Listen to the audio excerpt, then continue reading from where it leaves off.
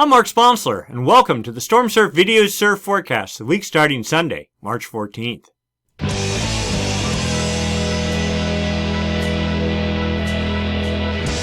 Stormsurf, waves, weather, buoys, altimetry, snow, temperatures, El Nino, weather analysis, real data for outdoor people, all the time, no hype. Looking at significant wave heights for the North Pacific Ocean, we see an area of disturbed weather generating 19-foot seas. Those seas are hitting Hawaii right now. It's mainly generated by high pressure right here and not so much low pressure. But there was a low pressure system here. It has generated a front that is pushing into the California coast, but no real surf is associated with it. Also, a small area of seas at 20 foot or over the North Dateline region really doing nothing, and a little low off of northern Japan doing nothing. We are in the in-between season. North Pacific winding down, South Pacific waking up. Let's get into the details.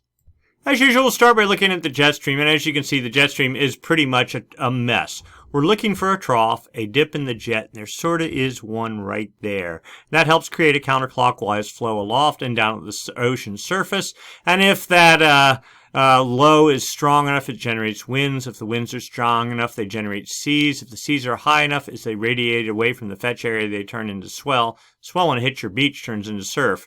But we don't really have any troughs. The jet stream is split over Japan, tries to consolidate east of Japan, but doesn't, remains in kind of two distinct paths, traverses over the dateline, just a mess, no real consolidated energy, and then there's this one little trough, and that is it. Welcome to spring, unfortunately. So we move into Monday. A bit of a trough is forecast developing in the northwestern Gulf of Alaska. And actually, there's some decent winds, 170 knot winds, start feeding the trough. When you get the wind over here in the southwest quadrant, that really favors this side of, so if you'd have low pressure there, it really favors this side of the low, and that's what we want for getting swell radiating down into Hawaii and California.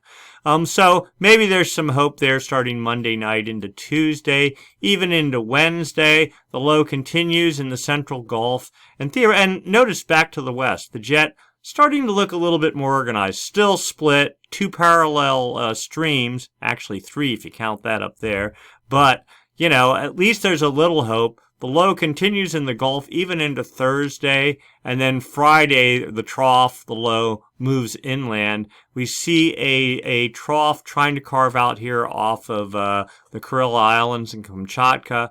Big ridge. Ridges, of course, create high pressure. It's the exact opposite. Instead of creating a counterclockwise flow, they create a clockwise flow underneath the ridge, and that is the hallmark of high pressure.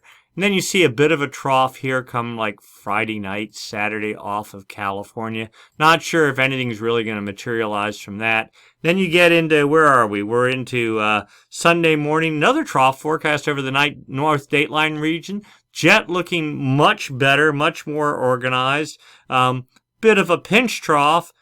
Big high pressure in the Gulf of Alaska. And where are we? There's 180 hours. So maybe there's some better hope in the jet stream if you believe the models. We'll say starting about 5 days out. All right, so let's take a look at surface level pressure and surface level winds. Not unexpectedly, high pressure here over the dateline, 1036 millibars. Another 1036 millibar high here in the Gulf of Alaska. This was up to 1044 millibars. You see, there's the high. There's a little bit of, you can't even call it low pressure over here. And there's probably some sort of a weak cutoff low that isn't even, indicated on the charts. But that's what's generating this fetch here into Hawaii. Not that it's of any big deal, but it's the only thing happening other than this small pocket of 30-knot winds over the North Dateline region. We'll put this into motion. We'll go into Monday. Notice what was over the North Dateline region starts falling into the Gulf, building with 30 to 35-knot winds on. There will get us to Tuesday morning, and that actually has the potential to generate a little bit of something. Falling southeast into Tuesday night, it sort of fades out, then regroups on Wednesday. Also notice on Wednesday another low off of Japan, not really doing a whole lot. But this one off of Oregon starts building with 35, 40 knot winds, then 45 knot winds supposedly on Wednesday night, and just holding there even into Thursday, 45 knot winds, and then down to 40 as we get later in the day before moving inland probably on Friday. So there's definitely some hope for California from that, not so much for Hawaii. High pressure locking things down, trades just blowing over the islands, wind swell, but we'll talk about that in a minute. Then we get into Saturday, another fetch. Remember, there's a trough supposedly building in the northwestern Gulf. This is Saturday morning, 40 knot winds, continuing, pushing through the Gulf, and then fading out as we get into Sunday. And then it's hard to tell what's going to go on after that just because we don't believe models this far out. But maybe the models have been on and off suggesting something developing again over in the northwestern Gulf. We'll keep our eyes on it, but we're not holding our breath. So let's examine the effect of those winds on the ocean surface. There's been nothing really over the past week that has generated swell that is still in the water, so we're just ignoring that. We're just moving forward.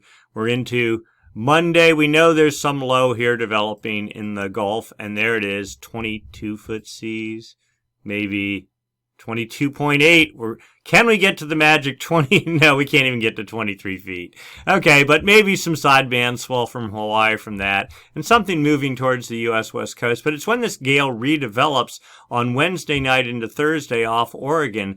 Then we get 30-foot, 31-foot seas, right? Oh, right here. We'll go back just so you can see it. There we go. 31 feet. This is the highest seas over the entire area bound by this image here. Okay, 31 foot fading, and then fading from there, 27 feet, 26 feet as we get into Friday morning, and then all of it gone. Certainly some swell is expected for that. The real question is how much weather, how much wind will accompany the resulting swell. And then theoretically another one in the northern Gulf. We saw this on the previous charts, 27-foot seas, not really aimed at us, more at, we'll call it British Columbia, maybe into Washington, down to Oregon, but certainly some swell will radiate down into at least north and central California. That one fades out, and then here's where we were talking about maybe something, hard to say, and where are we? We're 180 hours out, and that's it. You get the sense, big high pressure right here. When you see dead air, no swell of any kind, that's typically high pressure. All right, let's go take a look down south, though, because there are some interesting things happening there. So for this hemisphere, we are going to go back a week till last Sunday. A gale developed on the far southeastern Pacific. Southern California is about 118 west, 117.5, and there was a tiny fetch of 35-foot seas right there. And that lifted pretty well to the north and then moved out of at least the Southern California swell window. Swell is in the water, expected to arrive tomorrow. Nothing big at all, but something out of the south for Southern California. Maybe something into Northern California, but probably not. All right. Oh, and then we continue looking forward. There isn't a whole lot, but there is this one little system here starting. This was Saturday night, and then late Saturday night, a small fetch developed with 30-foot seas, building to 30, is that right? Nope, that's right, 32, 34, maybe 35 feet, then fading from 33 feet through the day on Sunday. Let's go look at the forecast now. There we go, 33 feet. And then fading out from there. So that, and notice, let's go back. I don't know how, I think that's as far back as I can go. But this thing actually pushed to the north.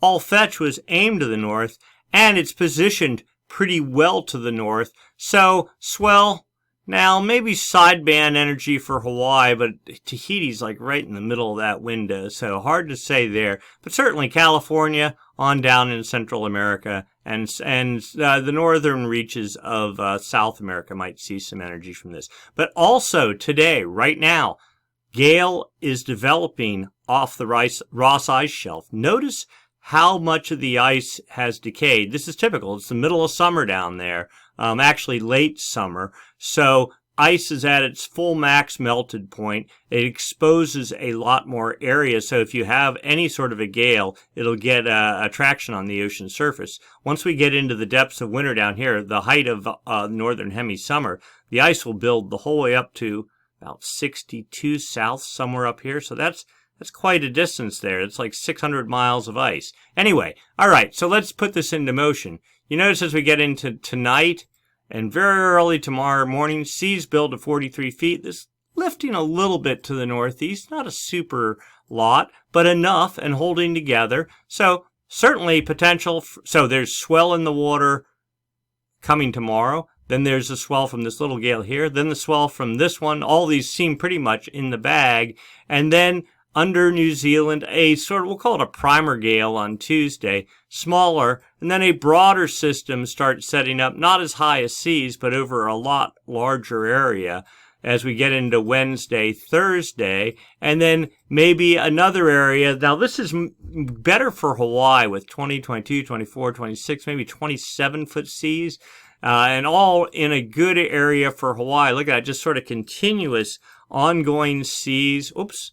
And that was the end of the run, but it gives you the sense that a longer running, we'll call it small to modest size southern hemi swell could be in the forecast for Hawaii, Tahiti, and U.S. West Coast. That would clearly signal a change in seasons, and we'll take swell anywhere we can get it, whether it's north or south. I'm not picky. And then given that it's spring, you have to also consider the wind swell factor. Once the northern hemi starts going to sleep in terms of pure swell production, then wind swell is always a nice to have, especially if there's no southern hemi swell. All right, so anyway, Sunday, high pressure, 1038 millibars, filling the Gulf of Alaska. There is a front impacting, well, it's raining here in the Bay Area this evening. That rain is working its way south. We'll get into that part of the discussion in a second. You see broad fetch of northwest winds, 20, 25 knots over outer waters, somewhat near shore. Also, that fetch north of Hawaii should be fading out as we get into Monday morning. There we go, 25, 30 knot north winds over northern California. Hawaii gets a break from the wind machine and strong winds on Monday. Tuesday, fading out. Notice that it goes from, what was that? 30 knots on Monday night to 15 knots or so, and fading, fading, it's after sunset, probably late at sunset on Tuesday. Still this kind of northeasterly trade thing going on relative to Hawaii. And also, of course, the gale, another gale developing. There you go. You can see it Wednesday. South winds, south winds by Wednesday evening for most of northern California, central California, not so much. Trades for the Hawaiian Islands, wind swell for sure, swell here. And again, Thursday, front setting up off the coast, blowing in, probably pretty much of a mess. And again, that northeast trade thing for Hawaii. Get into Friday, lighter wind regime for California. Hawaii, more easterly trades rather than northeasterly. If the high moves more this way, the wind will shift more easterly. Then we get into Saturday. Looks like north winds again for the exposed coast. Pretty firm 15 knots, 20 knots in the evening. Due east trades for Hawaii finally as we get into Saturday and Saturday afternoon. And then Sunday, a week from now, north winds again in control, trades in control, La Nina in control, and this is typical. During the spring, during La Nina, you would expect to see stronger than normal high pressure here, driving more north winds, more upwelling along the California coast, and stronger than normal trades into the Hawaiian Islands. And we, appears, will not be disappointed in this La Nina go-around. All right, and that's it. Let's move on. Rainfall next. And we're just looking at California. We're looking mainly snow, but also rainfall. Front, as of 4 p.m., impacting the North California coast, and down into, as we get into the evening, we'll say even to like Morro Bay, something like that. Snow developing pretty solid for the Sierra. That's good news. We'll take it. And continuing through the day, Monday, then things dry out. Oh, yes, we forgot to look here real quick. And rain for Southern California during the day. Pretty much Monday morning, and then clearing out later. As we get into Tuesday, dry regime. Wednesday, dry. Thursday, another front from the local low off Oregon develops. front pushing down into Morro Bay again as we get into Thursday evening. A little bit of snow for the Sierras. Maybe not quite as much as what this one's supposed to do. And that continues. Rain, not really making it into Southern California. It looks like the cutoff is Point Conception. And then it looks like high pressure. You can see it building out here. Probably going to take control after that. Maybe a little bit for rain for Cape Mendocino, but that's it, a week out. All right, so not a particularly dry week for California, but not a soaker either. Snow forecast dashboard for Squaw Valley. So this current event, right there with the blue, that's the fresh snow, if you will, for this evening into tomorrow morning. Was that about maybe 8 inches? And then another bit come the evening of the 18th, another, we'll say, foot or so, with a total of about 22 inches. Snow level, this is the base of Squaw. This is the top of Squaw. So well below the base, down to 3,000 feet for this evening into tomorrow. A little bit of a warm-up before the next system pulls in. It pushes the snow level down right where the gray is the slush level, the white is the snow level, down to maybe 2,000 feet, and precip in there. And below the base, the whole way into, this is a 10-day model, 10-day GFS, and then warming up after that. Kirkwood, pretty much the same deal. We'll get, let's say, 10 inches out of this, and because they're a little bit higher. And then the second system, maybe we'll call it 20, for a total of 26 inches.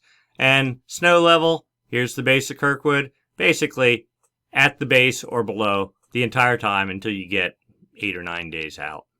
Mammoth, not nearly as much, being on the east side of the Sierra. Most of the moisture gets wrung out, just getting from the west over to the east and further south. So a couple inches, 2 inches, 3 inches, and maybe another inch or so from the second system. Total of, we'll say 4 inches. Freezing level, not an issue. This is the base of Mammoth here, the dash line. So whatever snow they do get, it will be good solid snow, not slush. And the top of Mammoth right here. So not an issue. All right, let's go take a look long term. What's going on with the Madden-Julian Oscillation, and of course, El Nino or La Nina, the El Nino Southern Oscillation. So we've been under the influence of La Nina all winter. No big surprise. We knew it was coming, but the good news is it wasn't as bad as we thought. Pretty intense there for a while, but the intensity of it actually played in our favor in the December-January time frame. Actually helped feed the jet stream, unbelievable as that sounds. Anyway, looking now, we're looking at winds, and we're talking about the Madden-Julian Oscillation now, that periodic weather oscillation that travels from west to east on the equator. When in the active phase is literally like a ball of low pressure that traverses the equator. And as it moves in any position north and south of the equator, it will actively impart energy to the jet stream, help fuel storm production. It also help create rainfall north and south of the equator, wherever it is. And also, if it's strong enough and if things are favorable, it can help feed El Nino or push one towards the production of El Nino. All right. So what we're looking, and what it also does is change the direction of the trade winds, and that's what we're going to discuss right now. So this is the equator right here. This is the East Pacific. This is the West Pacific. Date lines at 180 right there. That's New Guinea. So this is the West Pacific here. We're looking at the arrows. These are wind sensors on the TAO buoy array, a series of buoys that are strung across the equator used for monitoring El Nino. These are 5-day average winds. If the winds are out of the east and pretty firm out of the east, then typically that means not the active phase. In fact, if anything, it can mean the inactive phase, which is the exact opposite. It's high pressure. It sort of steals energy from the jet stream, makes things dry, doesn't do a whole lot for surfers or skiers or snowboarders. All right, so winds pretty firmly out of the east in the East Pacific, moderately out of the east in the Central Pacific, and we'll say moderate plus over what we call the Kelvin wave generation area. When the active phase is over the West Pacific, this area from 170 and west of there, just 5 degrees north and south of the equator. Draw a box right there. If you get the active phase over here and it's strong enough, it can reverse these trade winds, and that can take warm water that's typically here, start pushing it to the east in the form of a Kelvin wave, a ball of warm water, a pool of warm water that travels under the equator the whole way across the Pacific. Takes about 3 months.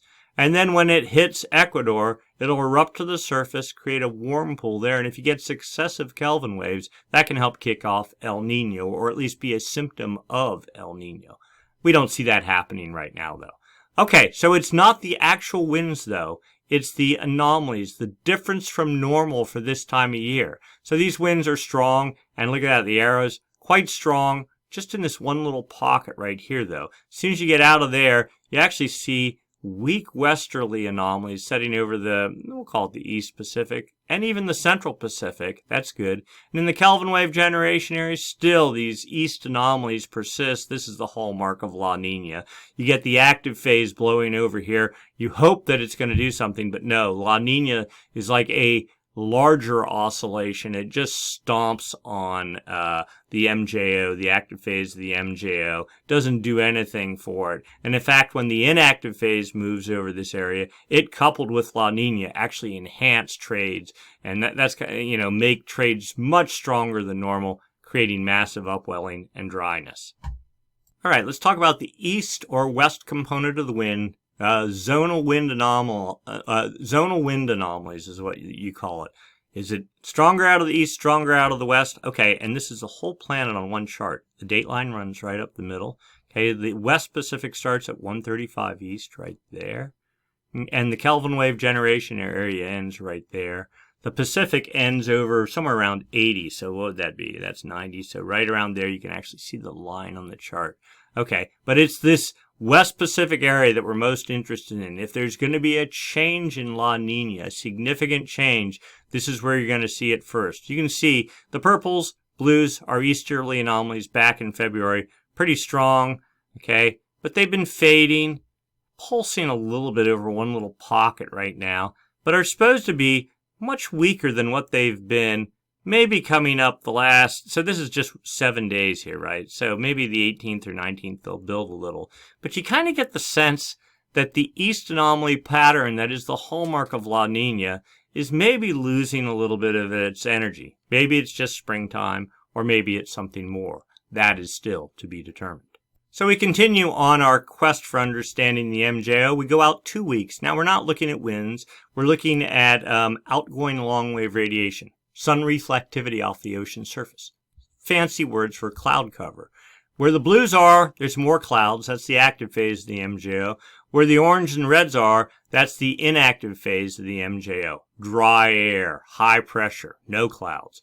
All right, and where are we? South America, Central America, Mexico. There's Hawaii, New Guinea. The equator runs right there. The date line runs right there. So Bali is like right in there. So the active phase is here, pretty weak, moving out of the Kelvin wave generation area. The inactive phase is over what they call the maritime continent. See all these islands? It's a continent, but it's as much water as it is land, hence the maritime continent. And it slowly, the inactive phase, per the statistic model, is to move in and over the Kelvin wave generation area 2 weeks from now. So that probably won't do anything to support storm development. That's per the statistic model. Now the dynamic model says, maybe we can get that in here just a little bit here. There we go. You can see there, which is what the statistic model says. The dynamic model says, it's not going to move as fast and it's not going to be as strong. Either way, the outcome's pretty much the same. Inactive phase in the Kelvin wave generation area 2 weeks from now, kind of stomping on the jet stream, both north and southern hemisphere, and also not doing anything to promote slacking of winds in the trades in the Kelvin wave generation area, promoting upwelling. Digging in a little deeper on those two models, these are phase diagram charts. This for the statistic model, this for the dynamic model. Just a more detailed analysis of what is going on MJO-wise. All right, how do you read this? This is, consider that like the North Pole, and the equator's out here around the edges.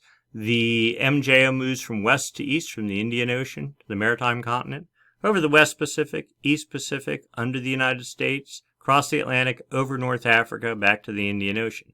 Where the heavy dot is, right there, that's where the active phase is, and then one can assume the inactive phase is 180 degrees on the other side or over the maritime continent.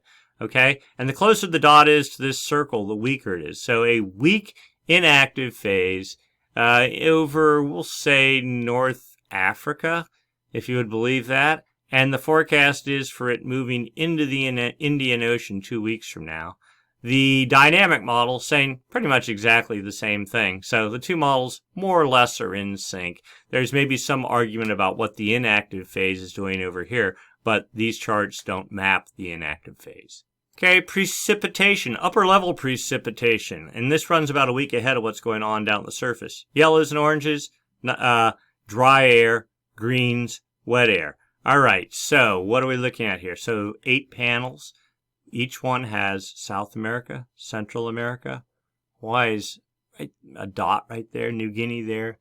The equator right there, the date line roughly there. So Kelvin wave generation area right here. So this one shows sort of like a precursor dry air patch already over the Pacific moving out. But then the main La Nina pattern starts, was that March 24th, pushing through the Pacific, but pretty weak, by moving into Central America at the end of the model run. Here is our active phase, the greens, starting somewhere in April, first week of April, and moving across the Pacific, and then perhaps a more organized inactive phase behind that. Now we'll go back to the surface, look at east-west component of the wind, a 1-month forecast. Right, I know we don't believe a model 4 or 5 days out, much less a month out, but it gives us a good idea. All right, so what are we looking at? Again, whole plan on one chart, date line running right up the model. Kelvin wave generation area starts about here and goes over to about here. California's down around 120, 118, so here. All right, so begin forecast. The blues, east anomalies. Okay, so that suggests sort of no obvious MJO signal with a little bit of west anomalies even over the next week.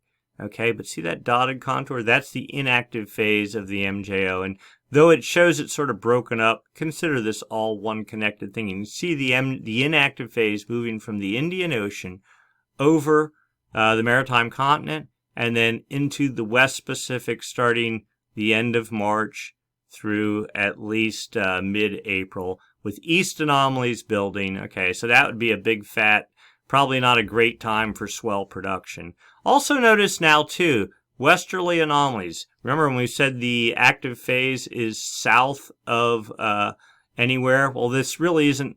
There's a hint of the active phase, but you see west anomalies here, these oranges, south of California on the equator, and we're getting precipitation. It suggests that maybe should continue for maybe about another 2 weeks or so. And then after that, when the inactive phase moves to south of California, pretty much our rain will dry up. And given that it's April and it's a La Nina year, that'll probably be it for the season, we think. No guarantee, but that sort of seems to be the case, at least for the moment. And then if looking out a month isn't crazy enough, we'll go out 3 months because we can. All right, so this is the whole same deal. Date line runs right up the middle of the chart. This is past performance down here. You see massive easterly anomalies back here, November, December, into early January, the heart of La Nina. And then here we are today. Again, Kelvin wave generation area starts right about here, goes the whole way up the chart, and ends right about here. And what do we see up here? And this has been on the chart for several weeks now. West anomalies building over the Kelvin wave generation area. That has not happened all winter long. We have had nary a drop of west anomalies. You can see this back into just solid east anomalies. Typical La Nina sort of pattern. Let's overlay the MJO. All right, so the dotted contour is the inactive phase. A weak inactive phase is moving over the Kelvin wave generation area with mixed west and east anomalies. That's not too bad. I mean, this is way better than where we were here during this inactive phase. You can see that there. That was pretty massive. Okay, and then again, when we get into the mid-April time frame, the model continues to suggest, mid-April, that's a month away, this fairly robust active phase of the MJO setting up with westerly anomalies, pretty much taking over the Kelvin wave generation area. And even though you get this inactive phase trying to set up as we get into May, still west anomalies persist. Okay, this is the interesting part. So then you go, well, why would that happen? And you overlay the low pass filter, and this is the El Nino, La Nina kind of bias indicator. The solid contour is a low pressure bias. We'll call it the El Nino indicator, but it's been over the Indian Ocean. That's the Indian Ocean this entire winter. Okay, but notice this sort of shift to the east, and this is the La Nina indicator, high pressure bias. Okay, one, two, three, four contours. Fourth contour dies in a couple weeks. The third contour dies May 1st.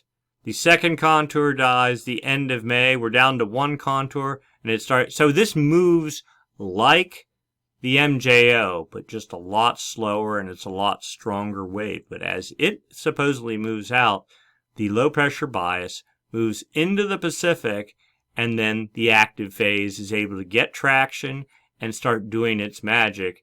And then this is how we get back to normal. Whether this will happen or not is unknown. The other thing to also notice here, so we'll take all this out. Let's see. Whoa, we didn't want to do that. There we go.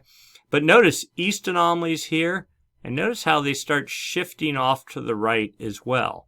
Now again, this is a model. It is not what is absolutely going to happen. It's a projection of what might happen.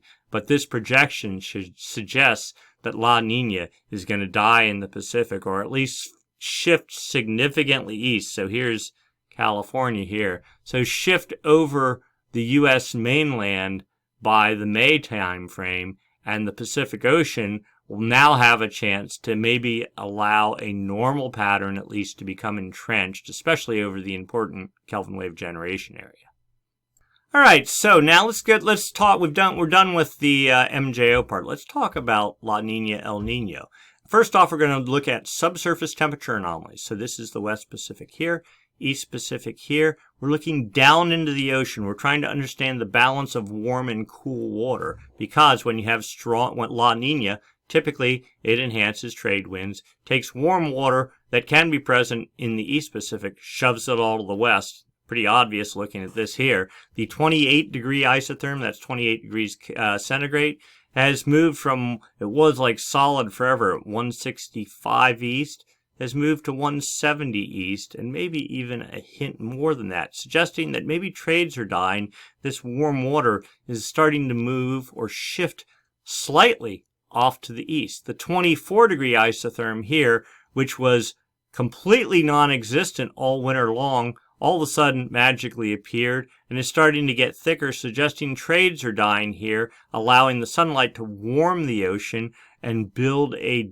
deeper warm water pool, if you will. But it's not the actual temperatures, because seasons play into this as well, but it's the difference from normal for this time of year, anomalies, and that's what we're looking at. Clearly, warm water, 4 degrees centigrade above normal, piled up in the West Pacific. So, but the interesting thing, at least according to this model, let's look here. It was about 165 west, and then they moved to, the warm waters moved to 155 west, so right here. So from about here to here, the past week. But now notice this little finger of warm water trying to worm its way into the East Pacific. Not much, it's just normal temperatures. Notice 3 degrees below normal here, but notice there's also warm water trying to set up here above the, this is on the equator too, above this cool pool as well. Again, suggesting trades are dying, warming is happening here, trades are dying here, warm water is starting to shift to the east. Again, this is one model's opinion, but all that we have left really is this cool pool here. Maybe this is more a function of just what has happened in the past and not is what is happening now. Who knows? Let's go take a look at another view right here. Now this also suggests warm water building almost to a point south of California. And there's this one little pocket here. There's a different model. We'll call it a more high resolution model. The warm water in the east, not as large. And the cool pool still pretty stubbornly present, but The reality lies probably somewhere between the two. Sea level anomalies from the adjacent 3 satellites, strip out all the wind waves, strip out all the tides, and we're just looking, is the ocean surface higher or lower than normal?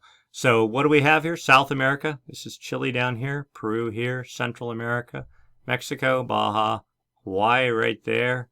This is the equator, dateline right there, New Guinea right there. We see minus numbers, so minus 5 centimeters. Okay, and you go, okay, what that means is the ocean surface is not as high, okay, in the East Pacific and much higher over in the West Pacific. Why would that be? Well, if you have trades blowing for months on end, it's literally going to take water, start piling it up over here, and you'll sort of run a deficit here. Also, if you have cold water at depth, cold water contracts. When it contracts, it makes a little dip on the ocean surface. But the good news here is it's only 5 centimeters. One little pocket of 10 centimeters there. Whereas in the depths of winter, it was 15 centimeters below normal over a good portion of this area.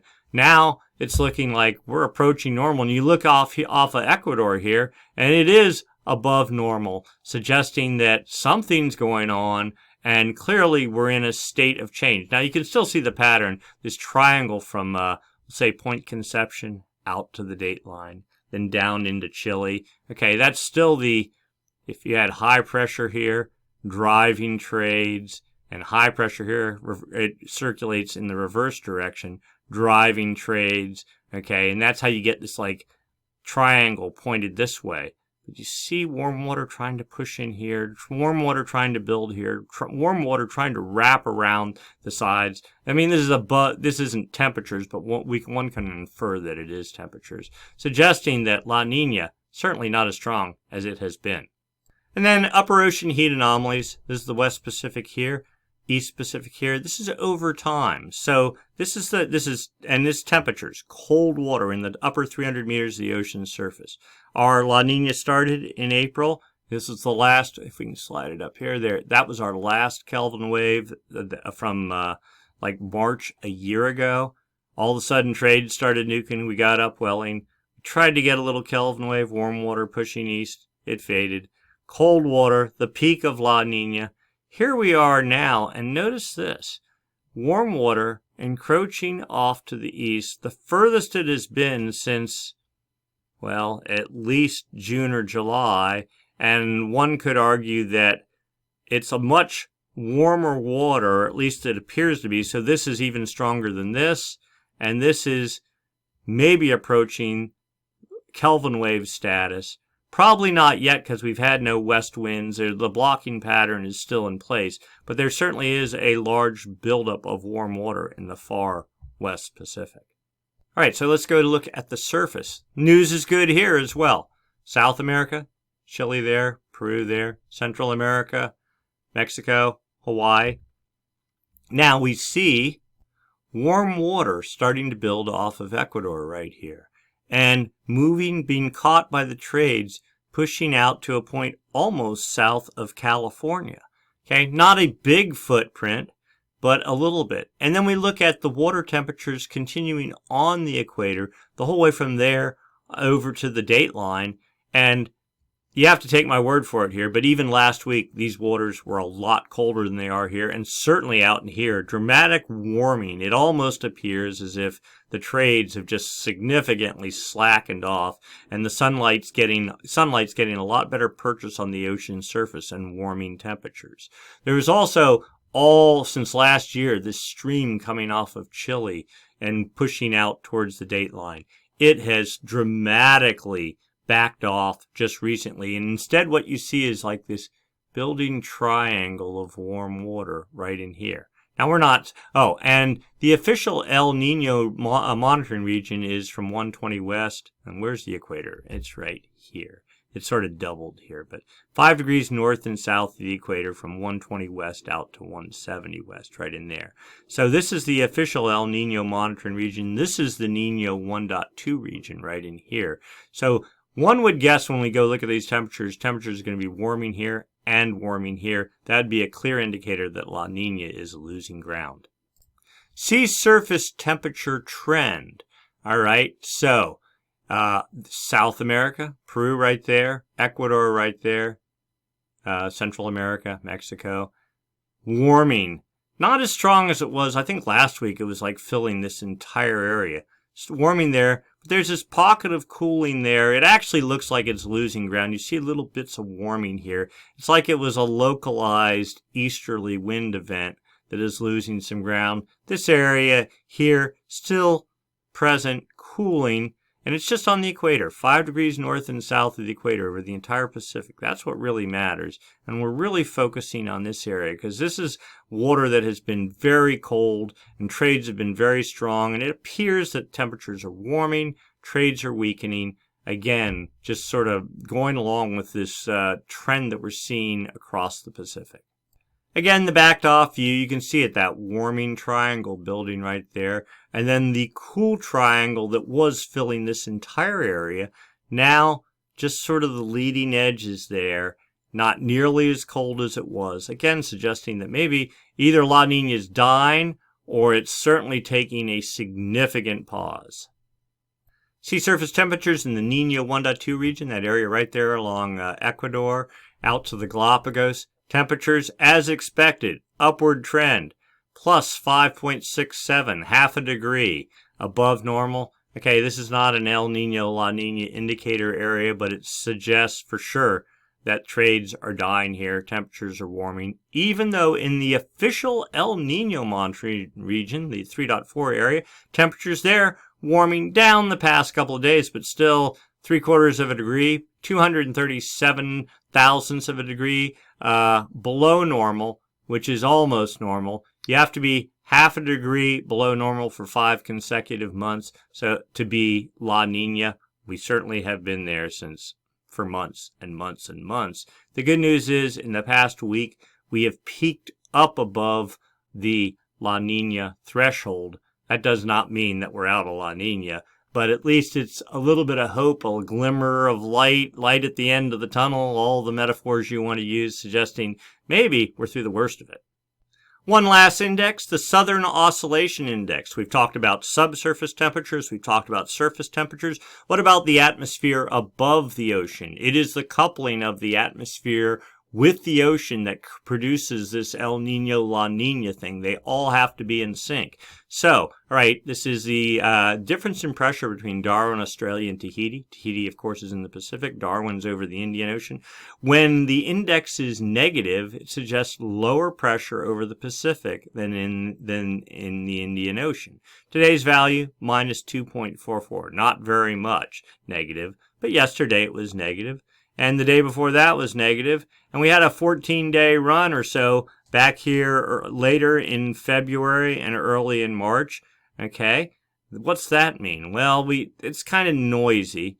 And let's see, where was our peak? We were at plus 29 and then minus 14.7. All right, the 30-day average is 2.79, positive, but not very positive. And look where we were.